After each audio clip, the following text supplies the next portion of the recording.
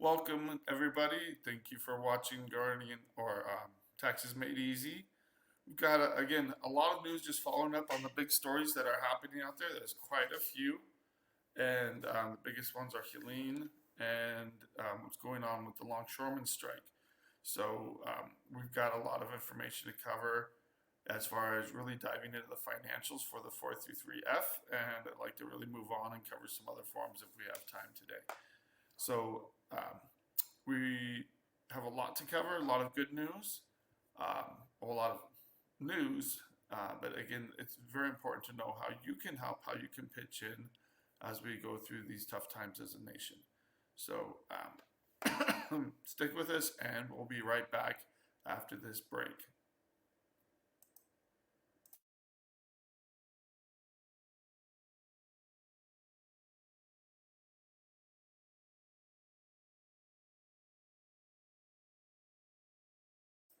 Welcome back, everybody. And again, thank you for watching live or on rebroadcast here at Taxes Made Easy.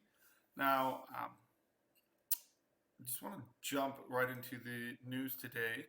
We've got a decent amount of news, and first article we're going to share is about the U.S. auto industry, which has been struggling.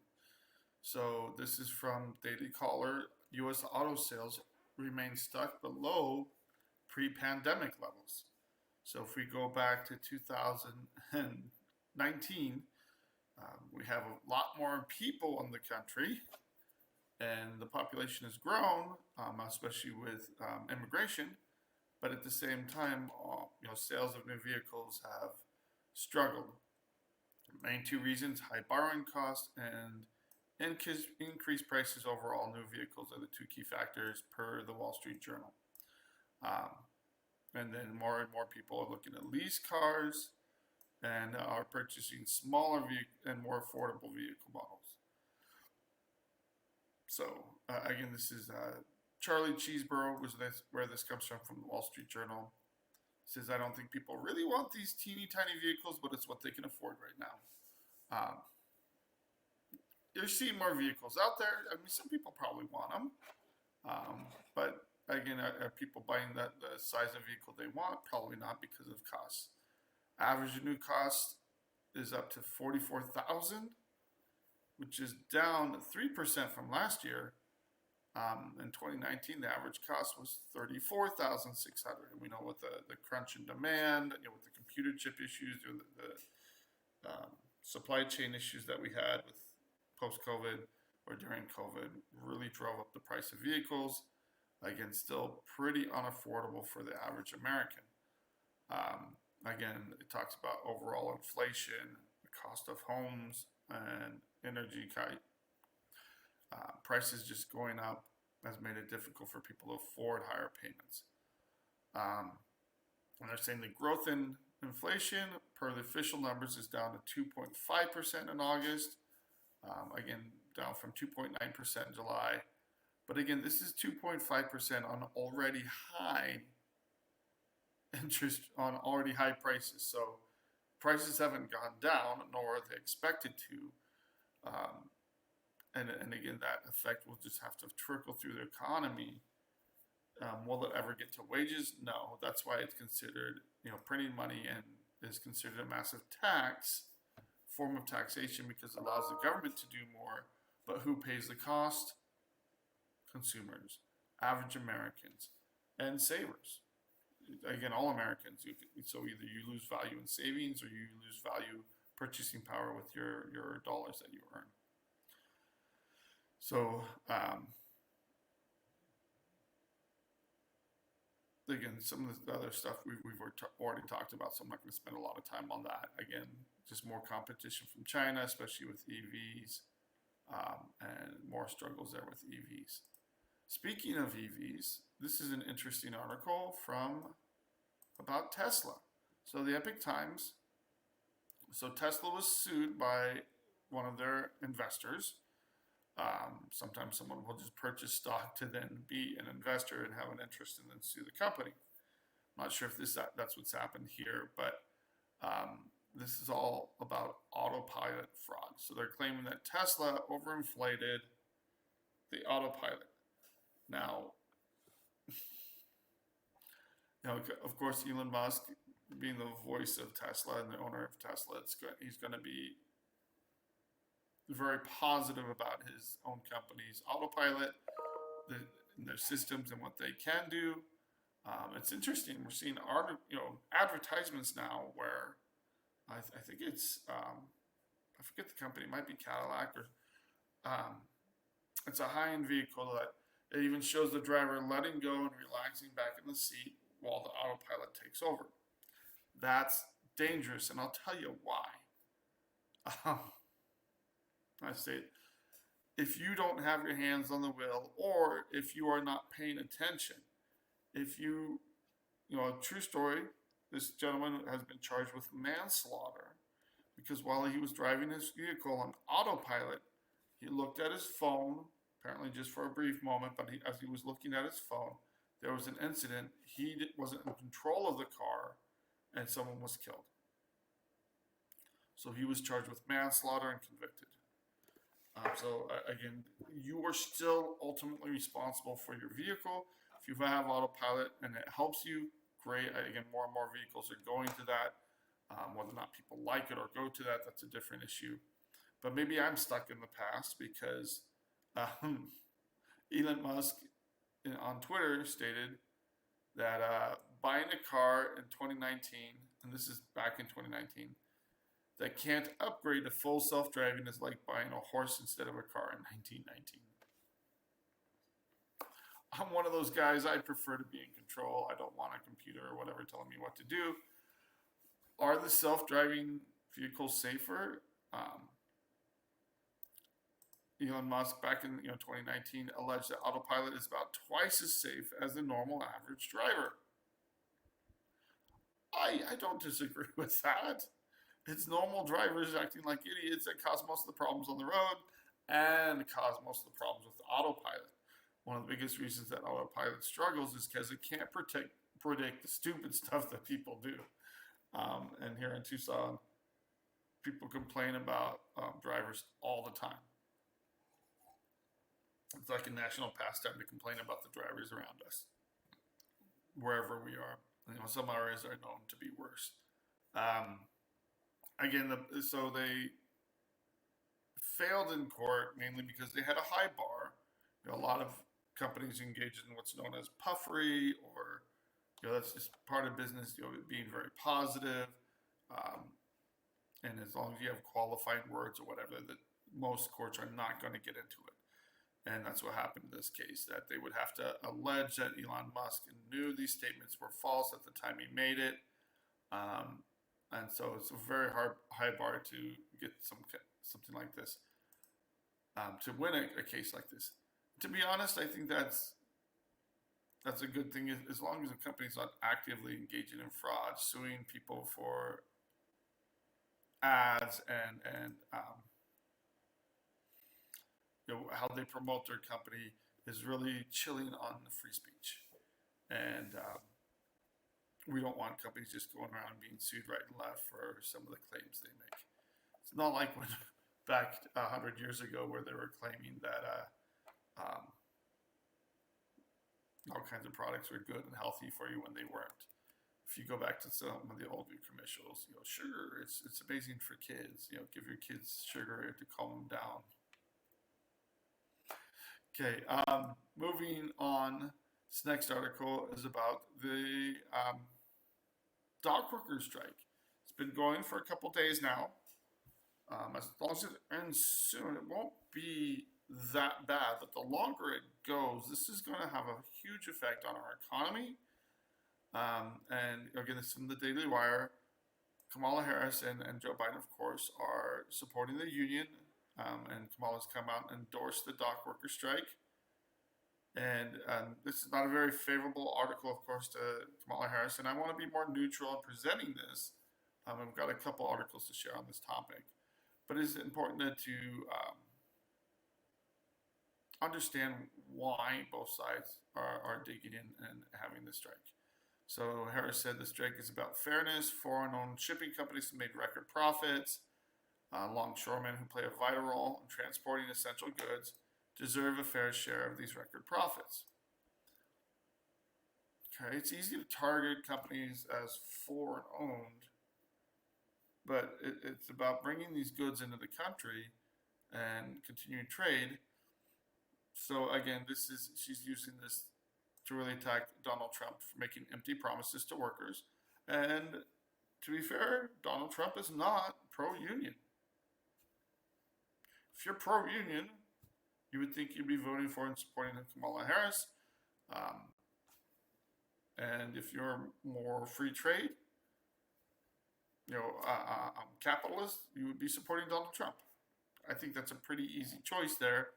But again, there are plenty of people, and Kamala Harris has struggled with union support. There's a lot of union members that are supporting Ms. Harris, or Vice President Harris. So the Dock Workers Union, of course, has donated $1.6 million to Democrats.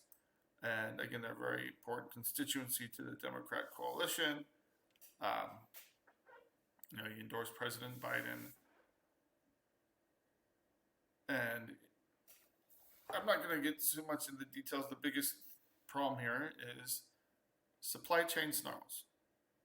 We talk about vehicles struggling, the auto. This is going to affect all kinds of sectors of our economy. The union rejected a 50% wage increase. Why? Because they want higher wages, and I don't think it's served. I think this is a sticking point. They want zero port automation. And that really is the sticking point here, is that 0%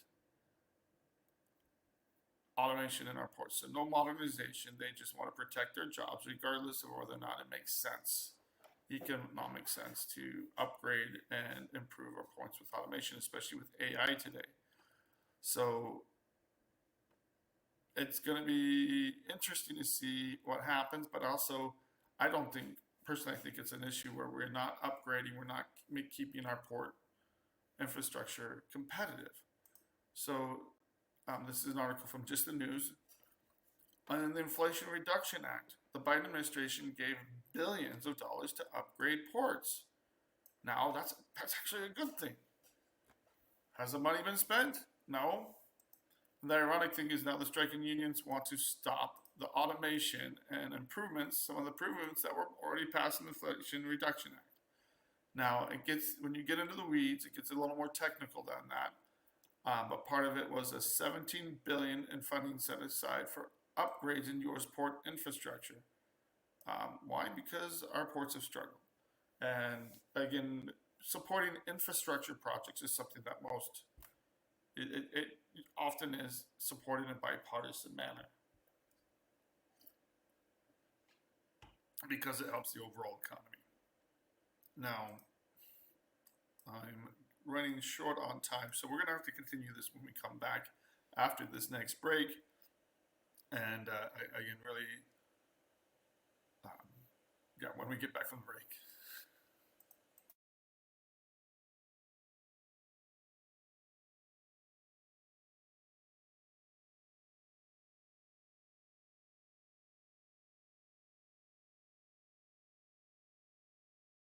Welcome back, everybody. And just going back to this article about Inflation Reduction Act funds being set aside to upgrade ports, one thing that everybody agrees with, and this is bipartisan, is that the IRS, the United States, is lagging behind when it comes to automation technology and boosting efficiency at port operations. So this is something that affects individuals. It affects, again, the efficiency of our ports and, the cost of goods coming into the country. So do the unions probably need to be paid more? I don't think there's this debate about that. And the port authorities or these companies have offered 50% more. But having no automation at ports is a big problem.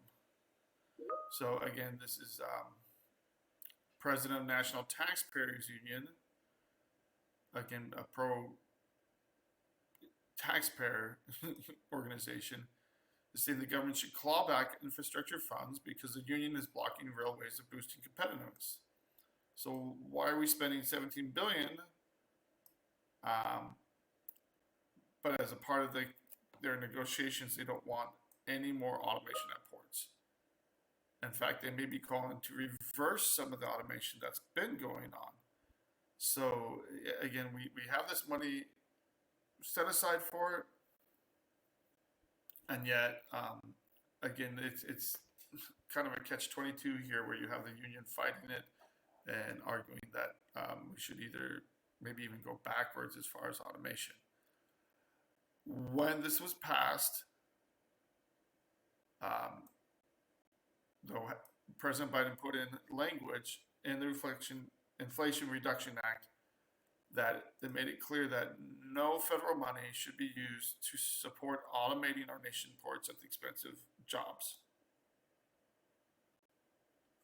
So this was something that the unions had asked to be part of the bill, and it is part of it. And the idea that again, we're supporting unions at the cost of U.S. efficiency, and that we're already lagging behind other countries. Again, we don't have any one of our sports in the top 50 world rankings, despite having the richest economy. So I think that is cause for concern. The highest ranked port was Charleston, comes in at 53 in the world, and better facilities exist in Asia, Africa, South America, and Europe. So again, that's all I'm going to do diving into that. But again, the politics here, as far as long-term productivity and competitiveness, is very concerning. So moving on to the next article. And this is IRS employees help Hurricane Helene efforts. So again, the IRS and the government in general is stepping up. And 500 phone workers are now supporting FEMA. You have criminal investigation agents working on rescue efforts in North Carolina and Florida. And this is a good thing. This is a positive thing. We want to see as much help as possible for these victims, which again are really suffering in a big way. So again, this is something that's been done for 20 years. The IRS has provided more than 10,000 IRS phone assistors in emergency, helping FEMA call centers going forward. So again, I want to highlight the positives here, and as we go through this. Now, as far as NPR had an article talking about how people are getting assistance, ways that people can help, and some of the organizations that are helping. But most of this is neighbors helping each other recover from Hurricane Helene. One thing I want to emphasize, that if you're sitting back and waiting for the government to come and save you, probably not going to happen. There is effort, there are efforts, but again, it's already been questioned and criticized, and it's just been a few days since the hurricane. So again, there's a lot we're going to talk about some of that, but I do want to refrain from going after and attacking the administration right off the bat. Let's let them do their jobs. Let's help them help out. But again, there are plenty of ways that people can assist. Today, the White House announced 1,000 active troops would be deployed to help speed up delivery of food, water, and medicine. And most of the areas most impacted are isolated mountainous areas of North Carolina and Tennessee. So again, individuals are helping out if they have equipment, etc. What I want to focus on, though, are some of the organizations that are helping out. So this is CEO Art De La Cruz of Team Rubicon, which is a nonprofit led by military veterans to help out in situations exactly like this. And they have members spread across the Southeast. And so they're focusing on route clearance teams with heavy equipment and chainsaws to clear the way and allow for aid, etc., to get to these areas. They have a convoy of 1,000. So they were able to clear enough debris to fill up a convoy of 1,050 dump trucks. That's big. And again, there are plenty of other organizations out there. Helping Hands is a big one out there that's led by the Church of Jesus Christ of Latter-day Saints, and I'm sure there's plenty of other organizations out there that are volunteering. If you look, one good source is justserve.org. If you want to see how you can help out and contribute to helping people that affected by Hurricane Helene.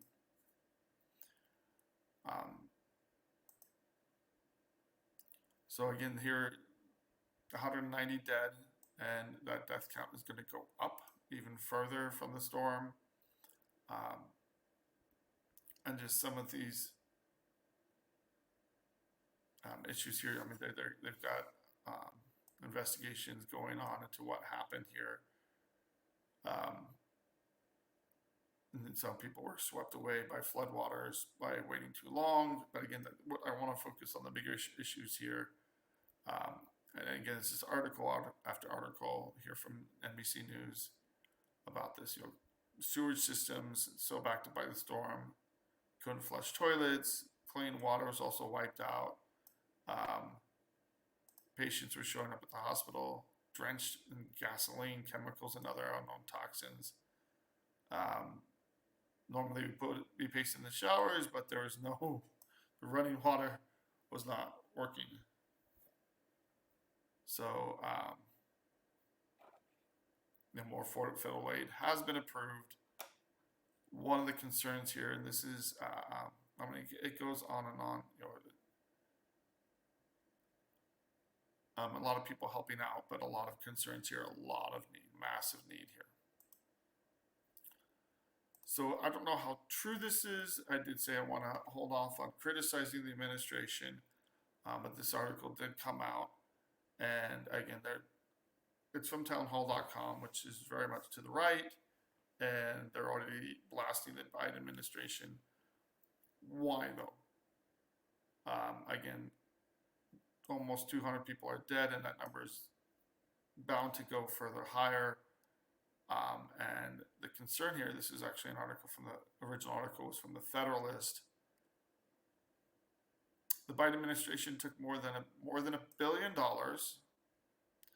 that were supposed to be there and ready for emergencies in FEMA, and $364 million in 23 and $650 million in 2024, and it was used to shelter and services program to provide humanitarian services to non-citizen migrants. It's a nice way to say illegal immigrants. And again, the U.S. government has been flying in illegal immigrants against the law, circumventing the border security from Haiti, from other countries as well. And so this has been a concern that why are we paying for, as a federal government, why are we using tax dollars to pay for people to come into the country illegally and putting them in countries and counties and communities across the country. Again, this is a program run by the Customs and Border Protection, the CBP. So government funds, and the Border Patrol is being used to bring in people illegal into the country.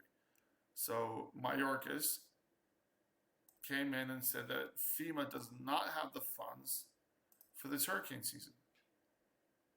And again, this is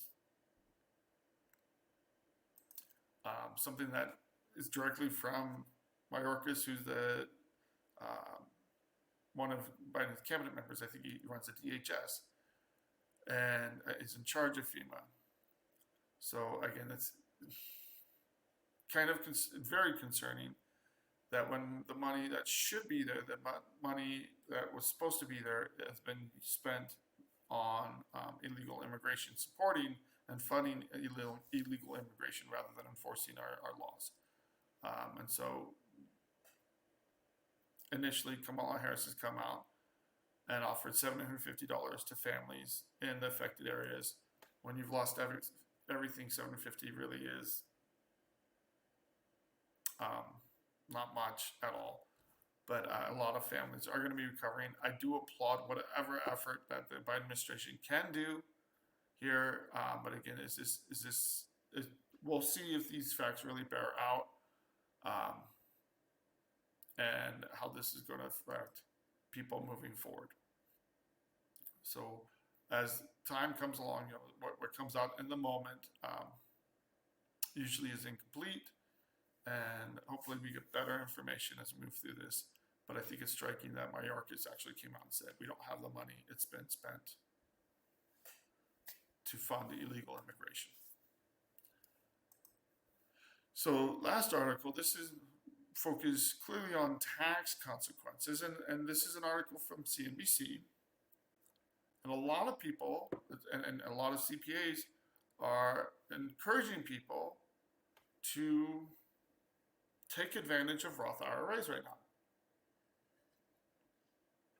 There are some people waiting to see what happens with the election.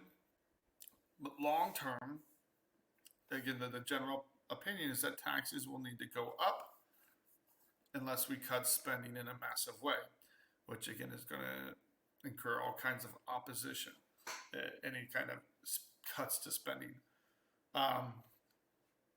So they want to, a lot of people are saying, look, put your money in a Roth IRA, pay the taxes on the money now, and then when you take the money out and it's grown over 15, 20 years, you get to take the money out tax-free. So the idea behind it makes a lot of sense. There's plenty of people that, the general idea of 401k is that you put the money away pre-tax. You don't pay taxes on it now, but then you pay the taxes when you pull it out, when you're retired and your overall income is lower. So that's why the general idea behind 401ks and traditional IRAs. A Roth IRA, however, flips it on its head, put the money away and pay the taxes on it now. It sounds like a prudent planning. And a lot of people, especially anticipating higher taxes moving forward if Harris is elected, are recommending that people switch their money from traditional IRAs to a Roth IRA. So, and this is it provides future tax-free growth. So some of the things to be aware of here, and I think this is a good article in that it highlights some of these consequences. You just need to be aware of these and be prepared for these consequences. So even though you're moving it from one fund to another, it's the same amount of money and you're paying more taxes on it, it does change your adjusted gross income. So let's say if you're normally making $80,000 a year and you move $100,000 from an IRA, that this money was put in the IRA pre-tax, so you never paid taxes on it, it didn't count towards your adjustable gross, your AGI when you did it. Again, that's part of the reason for it. You put a little bit in it and it reduces your tax bill on a regular basis, but then you have to pay the tax on it afterwards. If you move $100,000 over from a traditional IRA to a Roth IRA, all of a sudden your tax bill will go up for that year from $80,000 up to, because now your income goes from $80,000 to $180,000. It's going to look like to the government that you earned $180,000 that year, which isn't accurate. It puts you up in a higher tax bracket, and it has other issues as well. So again, this article is warning people, and this is something that is happening a lot. It's being recommended. Watch out for these unintended consequences here. When making Roth conversions or incurring other income, you have to monitor your AGI and pay enough taxes to avoid that. Avoid getting hit and be surprised. So one of the issues here is once earnings pass a certain threshold, you get taxed on 85% of your benefit income. Also, higher AGI makes it hard to claim medical expense deductions. So other deductions that you might be using or credits phase out when your AGI goes too high. So if you move a good chunk of money over, that's going to show that you have a lot more income in this year, and it can cause a lot of problems. This is a big one to watch for. If you are getting ACA subsidies, So you're going through exchanges, you're getting your health care through the state plan. If you move a chunk of money over, you might not qualify for the premiums or the subsidies that you're getting because your AGI for that year increases to a much higher level.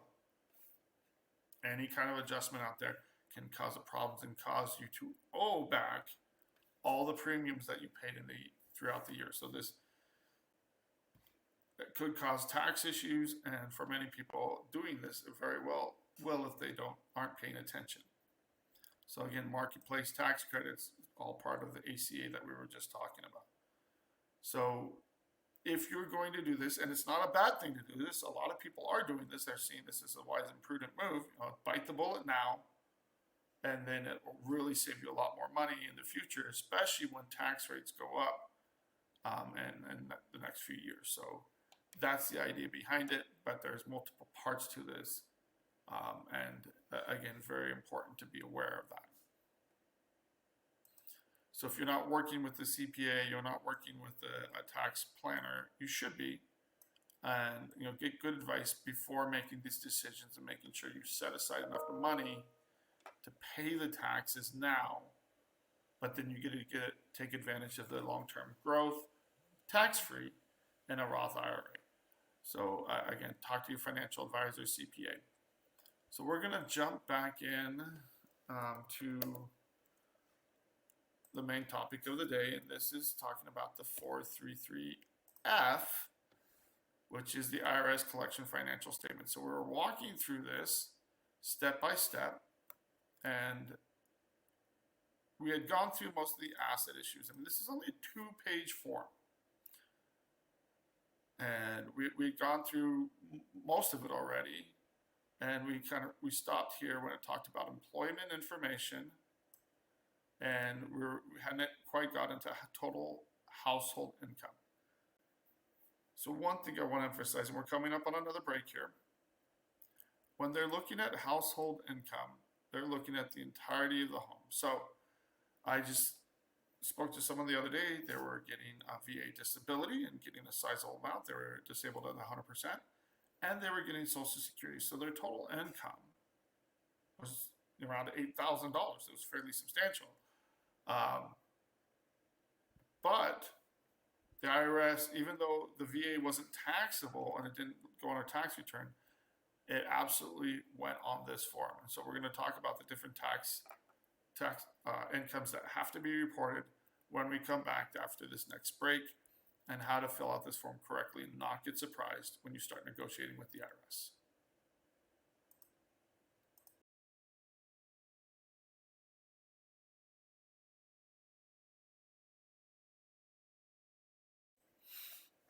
I just want to emphasize, and this is something that strikes home for me, the importance of being prepared financially for disasters, for your financial future. The more you prepare now, the easier life will be. And as a country, we're horrible at being prepared financially. So again, I was just going through some of the articles that we've shared today. And again, this is why it's so important to have some savings, have some plans in place. But again, some things you just can't prepare for when a flood comes. But the people that are prepared not only can help themselves, but help their neighbors and those around them to really pitch in for their community. I'm diving right back into the income information. This is the biggest thing, and I want to re-emphasize where we finished off yesterday when it talks about employment information. Even if you put, if you're bi-weekly, semi-monthly, or weekly pay on here, they are doing the calculations for you. So they put the gross pay period. They just want to know what the taxes are. Anything else that's deducted out of your pay goes in these categories down here under other. So, and it might be the other specify, if you have student loans, if you have a 401k loan, etc. Put all of that down and let the IRS say no. But one thing you have to watch out for, if you're paying for whole life insurance, if your 401k contributions or IRA contributions being taken out of your pay is not an allowable expense. So the IRS said you need to pay them before you continue to contribute to your 401k. And there's some people that are contributing mass amounts to their 401k, and the IRS will not allow for that. So make sure that you are doing monthly numbers and comparing this, because the income is going to be changed to a monthly amounts for you and your spouse if you're married. And then that's going to be compared to your monthly expenses. So actual monthly expenses, the IRS allowables are all based on monthly numbers. So non-wage income, this is something to watch out for. Self-employment income, child support, alimony, rental income, unemployment income, pension income, interest and dividends income, Social Security income, and other. When it gets down to household income, the IRS looks at pretty much any kind of income that could be coming into the home, and that includes regular help and assistance from family members. So if you have family that is helping you out on a regular basis, they're going to count that as income. And most people are surprised by that, but when you're dealing with collections, they look at any sources of income coming into the home.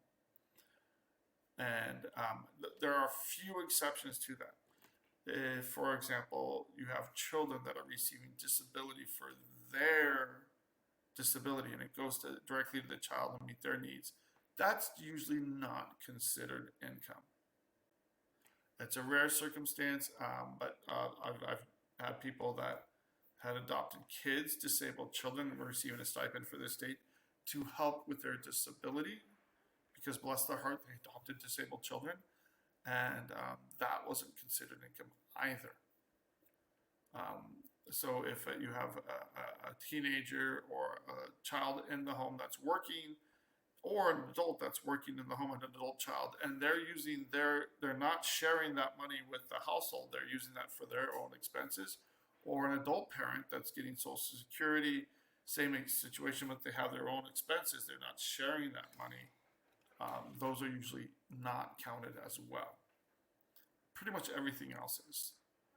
So again, there's a few exceptions, but everything else goes into the bucket of total household income. And that also includes if you have a spouse so if you have a husband that owes taxes, and then you have a wife that doesn't owe taxes, but she still is earning money, the IRS wants to know about that. You don't have to provide the details, but a general number of what she's earning monthly or yearly is going to be required by the IRS. That scares a lot of people because they don't want to be involved with the mess of their spouse. But again, it's they use it to look at the percentage of expenses, and again, that's a prorationing analysis that I mentioned yesterday. We've spent entire shows on that. So breaking this down: food, housekeeping supplies, clothing, services, personal care products, miscellaneous. If you eat out a lot, this number is going to be really high. And the IRS allowables you find on IRS.gov, we've gone through that as far as financial standards. I think we went over that a week or so ago. Go to IRS.gov, pull up collection financial standards, and click on food, housekeeping supplies. It's called the national standard. And you really just need to go with the IRS allowable numbers. If you're spending more, you need to have a medical reason why you're spending more. So if you've been, if you're eating gluten-free, if it's not diagnosed by the doctor that you have a gluten intolerance, and a doctor orders, and that's one of the doctor's prescriptions is that you have to eat gluten-free, then you can go and justify higher food expense because you have a health issue. If you're diabetic and you have to avoid, or if you're allergic to certain foods and you have to eat a special diet, as long as you've been tested and it's proven you have an allergy, if you suspect you have an allergy and haven't been tested, the IRS is not going to give that to you. So again, almost everybody goes with the IRS allowable number here on food, housekeeping, supplies, etc. Transportation, gas, insurance, license, parking, maintenance, all of it goes into one category here. Actually, monthly expenses, or IRS allowed. Now, this is interesting that the IRS almost always goes with their allowable amount, and you get this without question. So here on national standard, if you're spending less, always ask for at least the standard, because they'll give it to you without question. So you just tell them, look, I want to go with the standard, no argument. So there's no reason to get less than the standard here. Same thing with transportation, no reason to at least get the standard. But in this category, if you're spending more than the IRS standards, and this varies by state, region, and county. So depends which county you're in. If you're close to a major city, it can be different from the overall region. Again, those charts are all on irs.gov under the transportation allowable. So if you prove this up, you have higher gas costs. You have to drive a bigger truck. The gas costs are still, they've moderated between around $4 nationally a gallon. But again, that can go up and down. That can be a huge problem here. But if you're paying more for that, or you're paying more than the allowable for public transportation, you just have to provide an explanation, and they might ask for some proof, a month's worth of gas receipts, and again, parking costs, maintenance costs if you have a lot older vehicles, and in that you have yearly license costs as well for your driver's license to register your vehicle, etc. Depending on how expensive it is, it all goes in that same category. Housing and utilities, and this one is frustrating. You need to list out what your expenses are. Now you want to be pretty thorough here. So rent or mortgage, electric, oil, gas, water, trash, all that goes here there. If you have any other kind of utility expenses, if you have a septic system, it needs to be pumped on should be pumped on once or twice a year. That cost needs to be included in there, or should be included in there. If you have any other special expenses for your home, if you're paying for a solar panels, include that in there. Telephone, cell phone, cable, internet, streaming services, all of that is included in this category. So again, include entertainment because they allow for that. Well, for streaming services, etc., that you pay for monthly. Real estate taxes and insurance, if it's not already included in your mortgage. Maintenance and repairs, and I don't like how they have the mortgage in a different place because it does figure into this. So they don't have all of your expenses here on this form, which again, it can be confusing. Maintenance and repairs, if you have a lot of repairs that are due in your home, you average it out. If you just fixed up your house in the last few years and you don't have any future repairs, this number is going to be low. But the IRS assumes at least $100 in repairs, fixing light bulbs, whatever, an apartment even. But if you have a home, especially an older home, and you regularly repair it, you can go for $200 to $300 without question. Now, here's the funny thing. You need to list this out. So you're going to get the lower number of your actual monthly expenses or the IRS allowed numbers. When you actually put these numbers in, you're going to see that these numbers are not very generous at all. Especially today, I was just looking at someone's allowable amount for a county next to where we are. For one person, it was $1,490. And the person laughed. He's like, "Are you kidding me? My rent alone is $1,200. And you add utilities on it. They were over about $500 over the allowable. The IRS won't allow for it. It's ridiculously low. Complain to your congressman, complain to your senators. The IRS doesn't care. They will give you the lower number of either their allowable amount for the number of people in the household or what you're actually spending. So if you're spending less than that, you'll get that. So that's why they don't question this. So if you can, that's why I say look at all the different expenses that are connected to your home. Includes security system, pool care, lawn care, any other bills that you're paying that are connected to your home and your residence. you'll get credit for that, and it all goes into this amount. So if you're spending below that, look for ways to legitimately increase that number. What other bells do we have connected to the home? Otherwise, you're going to be stuck with the lesser of these two expenses, either the IRS allowable or the actual monthly expenses.